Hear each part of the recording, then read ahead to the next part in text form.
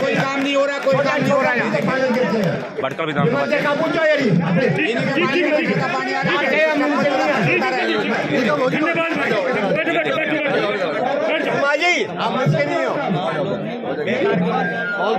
देखें, काफी नाराज भी है लोग जनता में। जनता का काम लटका पड़ा रहता है, जनता नाराज हो रही है। ये देखें, ये विधायक राजेश नागर दबंग स्टाइल में आज अधिकारियों को एक तरफ उतार रहे हैं। ये देखें,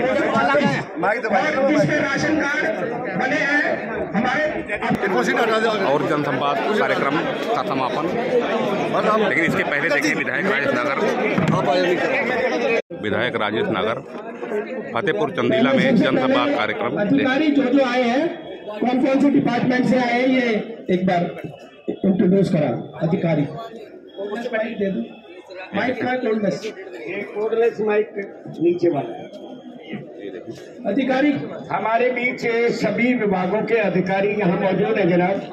नहीं, कहा नगर निगम से कौन है? नगर निगम से एससी साहब भी हैं और ओमवीर जी और एससीएन ओमदर और मैडम जी ज्वाइंट कमिश्नर और हुड्डा से ये हुड्डा से आप आगे आ जाओ। स्टेट ऑफिसर आगे आ जाओ।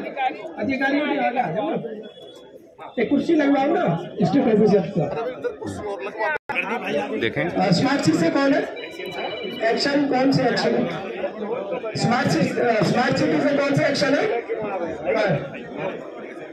अरे एक माइक दे देता आप हो। एक्शन ठीक है, दो ही है। और पीडब्ल्यूडी से भाई, पीडब्ल्यूडी से हेल्थ से पीडब्ल्यूडी का नोट कर लो भाई। पीडब्ल्यूडी से हेल्थ से कौन है? हेल्थ सीएमओ साहब है, ठीक है।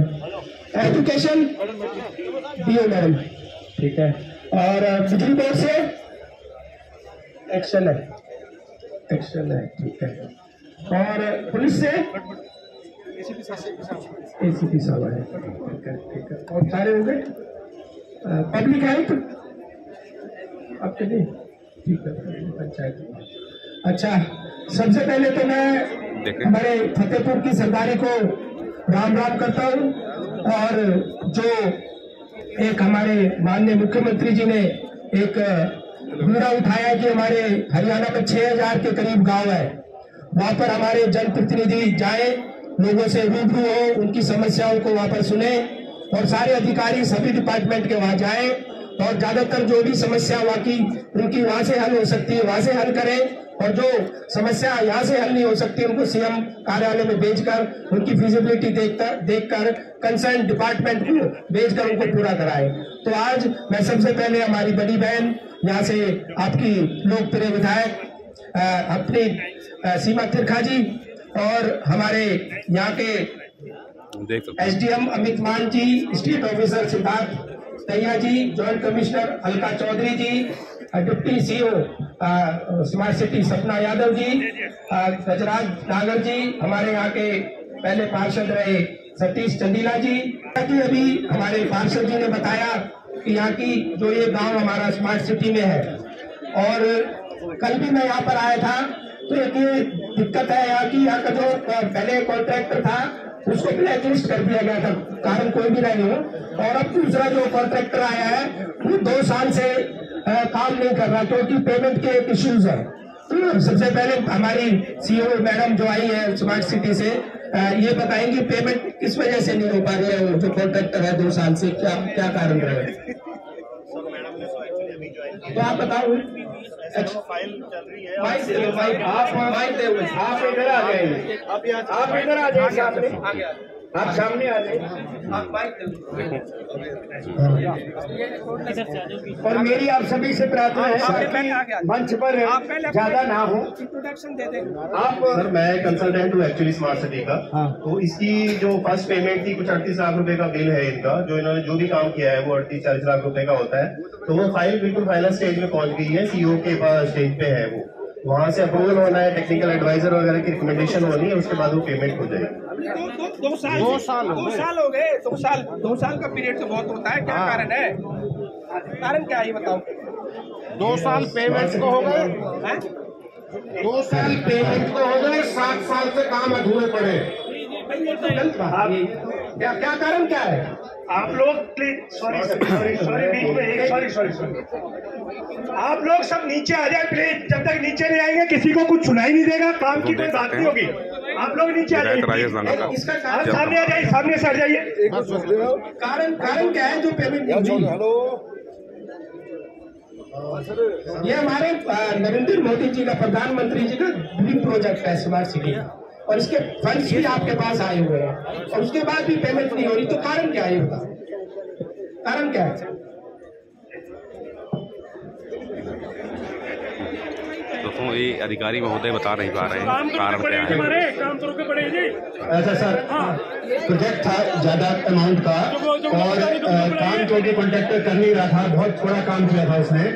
तो पहले हमारे डीसी साहब जो थे, जब तक ये काम स्पीड में न करे, काम इतना न करे, इसको पेमेंट दे रहे भाग जाए बीच में, तो वो जो है ना उस वजह से पेमेंट नहीं हुई। अभी फिर वो जो FIR अभी प्रोसीजर बना रखा है उन्होंने, पीछे हर काम की इंक्वायरी कराते हैं, फिर उनकी इंक्वायरी हुई। अभी वो टेक्निकल एडवाइजर की नियुक्ति हमारे यहाँ पेंडिंग है। मैडम ने वो इसलिए नहीं करेगी, जब तक वो टेक्निकल एडवाइजर की अप्रूवल नहीं होगी तब तक मैडम करेंगे नहीं। 2 साल तक पेमेंट नहीं करोगे? नहीं, हम कौन काम करेगा कॉन्ट्रैक्टर? देखो स्मार्ट सिटी अकेला मैं नहीं हूँ सर। स्मार्ट सिटी तो जवाब कौन देगा? जवाब कौन देगा? आप नहीं होते, कॉम्पिटेंट नहीं है जवाब। फिर कॉम्पिटेंट नहीं है तो क्यों आए हो आप यहाँ? यहाँ पे कोई भी सर आपसे पहले मैंने बात की, इनमें कोई जवाब देने के लिए तैयार ही नहीं है।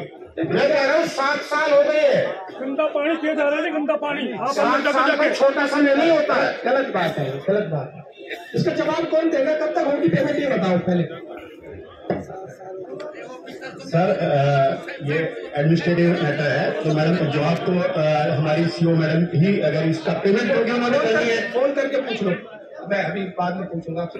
फोन करके पूछो CO मैडम से कब तक पेमेंट हो जाएगी और कितने का कॉन्ट्रैक्ट है, कितना काम करना है, ये भी पूछो। आप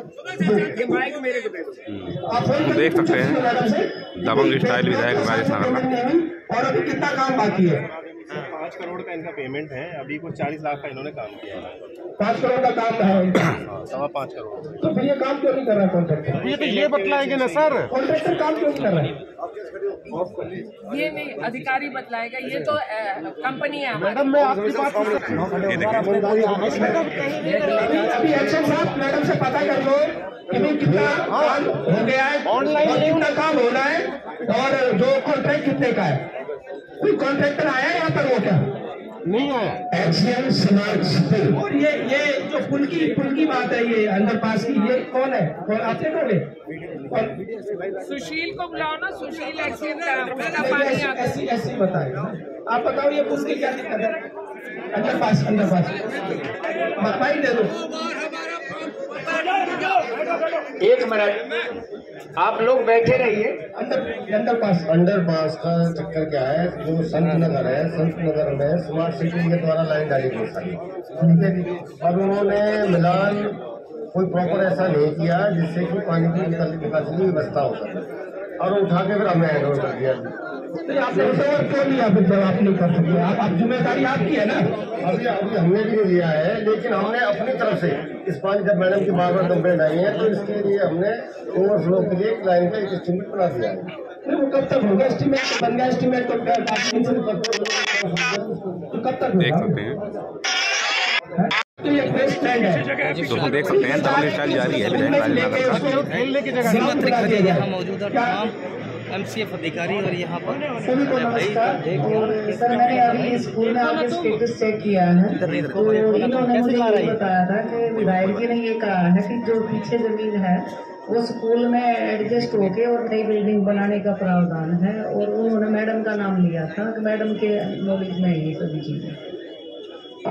जब तक हम बिल्डिंग ना बनाए, हमारा नया प्रारूप ना बने, तब तक हम बच्चों के लिए प्लेग्राउंड तो हमें देना ही चाहिए। और मैं तो कहती हूँ बल्कि शाम को हमारे ये युवा बच्चे बहुत हैं, किसी एकेडमी को देखे, कोई क्रिकेट है, जो बच्चों का इंटरेस्ट का गेम है, हमारे गांव के बच्चे युवा जो खेलना चाहते हैं उसके लिए करा जाए, तैयार किया जाए, कराओ उसको। कोई बात नहीं, आप आज लागू कर, कोई बात नहीं, यही आए हुए हैं साथ में, इसको करके इसको ग्राउंड बनाओ, जब तक बिल्डिंग जब बनेगी और बताओ और बताओ समाधान विधायक जी के सामने समस्याएं रख रहे हैं लोग। और जो अंदर स्मार्ट सिटी का हल नहीं हुआ विधायक जी, अभी एक्शन साहब बताएंगे सीओ अहम कार्रवाई वो है। स्मार्ट सिटी के बारे में जो हमारे स्कूल के अंदर सोलर लगा रखा है और वो वर्किंग नहीं है, तो उसके लिए कह रहे हैं स्कूल प्रिंसिपल, हमने कई बार संपर्क किया है। तो एक मिनट मेरा एक सुझाव है,